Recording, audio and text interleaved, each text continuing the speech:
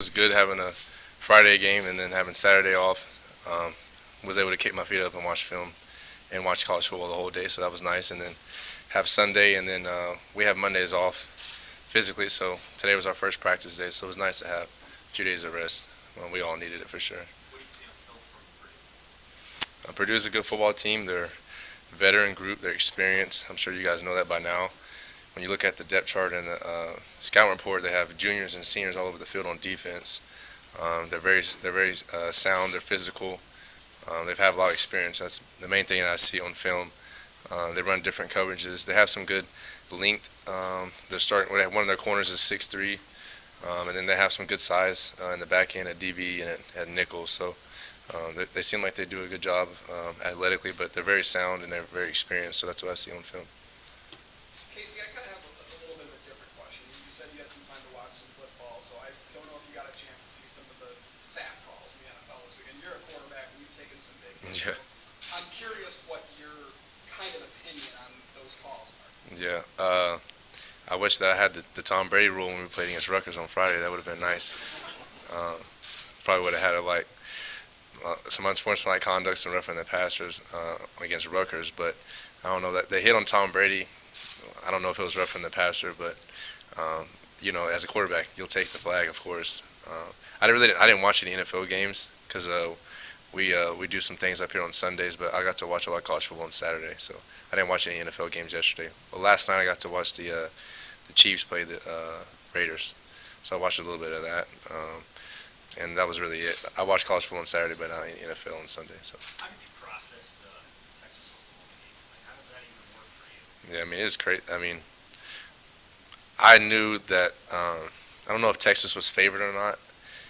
I knew that they would win the game just because Oklahoma's been struggling recently, but they got a good football team. I mean, 49-0. I don't know if anyone was expecting that. So I was happy for the guys. I talked to them after the game, so I got to watch that live, which was cool.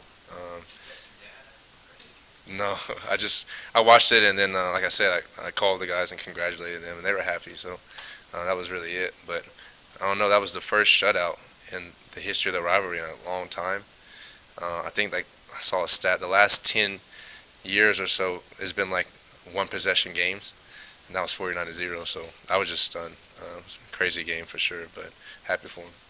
Casey, after the game, we talked about how you had to let go of it sometimes before guys get in with Yeah. releases. What's the challenge when the heat's coming like that, about knowing that, and also you're trying to make smart decisions, or you're not, like, how do you Yeah. balance that? That's the hardest part about playing quarterback. One of is just immediate pressure right in your face.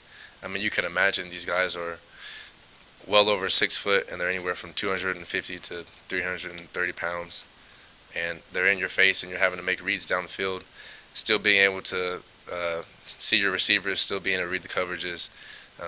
It makes it very difficult, obviously, when you get pressure on the quarterback. So anytime that I have a clean pocket, I think looking at it, and I had 2 interceptions. One of them was a bad read as I took a hit, so I wasn't able to fully step into my throw. So I think the ball died a little bit, but that was a bad decision either way. And then the second time, like you talked about, I got pressure from the right side, and I was throwing it to Oliver. Oliver ran a V route in the red zone, and he turned his DB around, so he beat the defender. And I don't know if it would either been a first down or a touchdown. My arm got hit as I threw it, so then the ball ended up like quacking in the air. DB picked it off and started a pep rally for Rutgers. But it's just the main thing was just trying to stay positive. And I knew at some point, like I said, they had to slow down the rush because usually defensive linemen, they're not skill players and they usually aren't as in shape. So I knew at some point they would slow down a little bit. After watching the film, I think it was play 46 or 47 of the game, you could see a difference in the third quarter. They started to slow down the pass rush, and we were able to get in rhythm after that on offense, throwing the ball. So, but yeah, it's very difficult when you take, we only took 1 sack, fortunately, because I was getting the ball out. But, I had a lot of pressures, ended up being a high number for sure, higher than we want it to be. So it's very difficult. We had 36 pass plays, and I think I had pressure like in the 20s or something like that. So got to get that number down, of course, and the staff is working hard at doing that. And we're going to obviously try to get the ball out of my hands a little bit, but that was the main thing, is just trying to stay positive and stay in rhythm. Probably run a few balls in practice to Tommy Hill. I guess he's switching to receiver. I saw that Friday night a little bit Yeah. more about it. What do you see out of him at that position? Yeah, last week they switched Tommy, and he's just natural. He's a good route runner. He has great hands, and he has incredible speed. A lot of people are going to be surprised about what they see from him, but we see it right now on a daily basis. Tommy, he took a lot of reps with me today in the ones, and I think we're 100% connected on deep balls. So he does a good job catching the ball and running good routes. So I'm really excited about what he's doing, and I'm definitely impressed for sure. And now that he's on the offensive side, he can. I asked him, is there different, seeing the ball in there? He was like, I can see why it's hard to defend those deep balls, when they come down like that. So him and Trey are really good, and I think they'll complement each other well.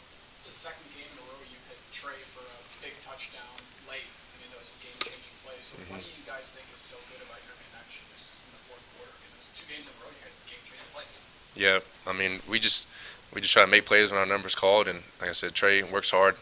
A lot of people, they see Trey as how fast he is, but what I see, Trey, he works hard on a daily basis, and I told you guys earlier in the season we're going to continue to push Trey and the rest of the receivers, and they're also, the coaches are pushing me to make every throw, and we just had a lot of reps, so we're getting better at practice.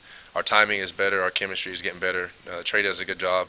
When the fourth quarter starts, Trey always comes over to me and he says, if you need anybody to make a play, I'm going to make a play for you. So we called on Trey two games in a row in the fourth quarter, and he made a play for us. And even on that play, it's good protection, good momentum coming off the interception that defense got, and it was a big play. So I kind of saw Mickey talks about that meme where somebody was like, Trey Palmer's down there somewhere. So I know he's going to be down there. I just throw it up to him.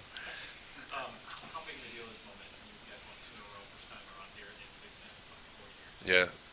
Can you carry it? I didn't even know about that stat until after the game. I think it's first time winning 2 back-to-back Big Ten games since 2018. It's just we want to build a culture of winning around here, but we have to focus on the process and winning on a daily basis. So we're just focused on taking one day at a time and 1 week at a time. And I think since Mickey Joseph has taken over, he's done a good job of just allowing us to focus on the task at hand and not get too ahead of ourselves. So before we could talk about any end of the season awards and accolades and goals, we're just trying to take one day at a time. But it's good for us as a team and as a program to get 2 wins under our belt, and we're looking to continue that win streak. Do you like to see the value of that just day in and day out? Do you have the injuries feel a little less painful as Yeah. you're going out there? Yeah. At this point of the season, like I said, it's a long season, but momentum, I think, is more of an illusion. Like you talked about, the process and focus on taking one day at a time is more important. We have a saying here, day by day, so we day by day want to get better and better until we can't be beat. That was our first time with our back against the wall. We're down in the first and second half, and we found a way to win. So we've shown that we can do it. Everybody else sees it, we see it, and we know. So inside the building, we have great confidence, great composure, and we're just focused on, like I said, taking it one day at a time. Mickey's doing an incredible job. So we're just looking ahead right now. We're just going to continue to press on, and every day we just focus on. Today was competition Tuesday. Tomorrow is going to be no turnover Wednesday, and then on Thursday it's going to be perfect Thursday, and then on Friday it's going to be walkthrough Friday, and then we're just going to go out and play on Saturday. So, thank you guys.